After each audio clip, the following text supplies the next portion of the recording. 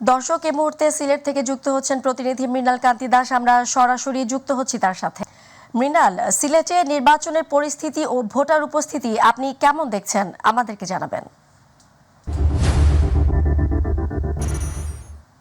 ধন্যবাদ ফৌজিয়া আপনাকে। আপনি জানেন যে ষষ্ঠ উপজেলা পরিষদ নির্বাচনের দ্বিতীয় ধাপের ভোট গ্রহণ কিন্তু আজ সকাল ৮ থেকে শুরু হয়েছে।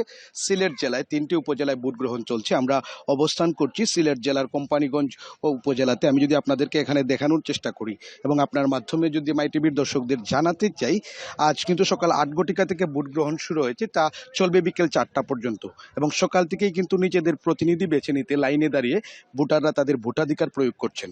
পুরুষ ভোটারদের পাশাপাশি মহিলা ভোটারদের উপস্থিতিও কিন্তু চোখে পড়ার মতো। সিলেটের কোম্পানিগঞ্জ, জৈন্তাপুর ও গোয়াইনঘাট উপজেলায় লড়ছেন মোট ৩৭ জন প্রার্থী।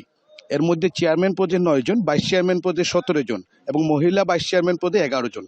৩ উপজেলায় মোট ভোটার রয়েছেন ৪,৮৪,৪৮২ জন এবং ভোট কেন্দ্র রয়েছে ১৭০টি। তবে আরেকটি তথ্য আমি আপনাদেরকে জানিয়ে রাখতে চাই যে ভোট সুষ্ঠু এবং স্বাভাবিক করতে কিন্তু প্রথম থেকেই আইনশৃঙ্খলা বাহিনী কঠোর অবস্থানে রয়েছে এবং নির্বাচনকে কেন্দ্র করে পুলিশ, র্যাব ও বিজিবির পর্যাপ্ত সংখ্যক সদস্য মোতায়েন করা হয়েছে এবং সিলেটের ৩ উপজেলার প্রতিটি ইউনিয়নে একজন করে এক্সিকিউটিভ ম্যাজিস্ট্রেট দায়িত্ব পালন করছেন এবং এখন প্রায় নির্বাচনের ৪.৫ ঘন্টা অতিবাহিত হয়েছে। আমরা বিভিন্ন কেন্দ্র ঘুরে দেখেছি। সকালে ভোটারদের উপস্থিতিটা কিছু কম থাকলেও বেলা বাড়ার সাথে সাথে কিন্তু ভোটারের উপস্থিতি বৃদ্ধি পাচ্ছে এবং এখন পর্যন্ত কিন্তু কোনো অপ্রীতিকর ঘটনার খবর আমরা পাইনি। আসলে সুষ্ঠুভাবেই নির্বাচন অনুষ্ঠিত হচ্ছে। আসলে এই ছিল সিলেট থেকে নির্বাচনের সার্বিক পরিস্থিতির এখনকার পর্যন্ত আমার কাছে সর্বশেষ। ফৌজিয়া।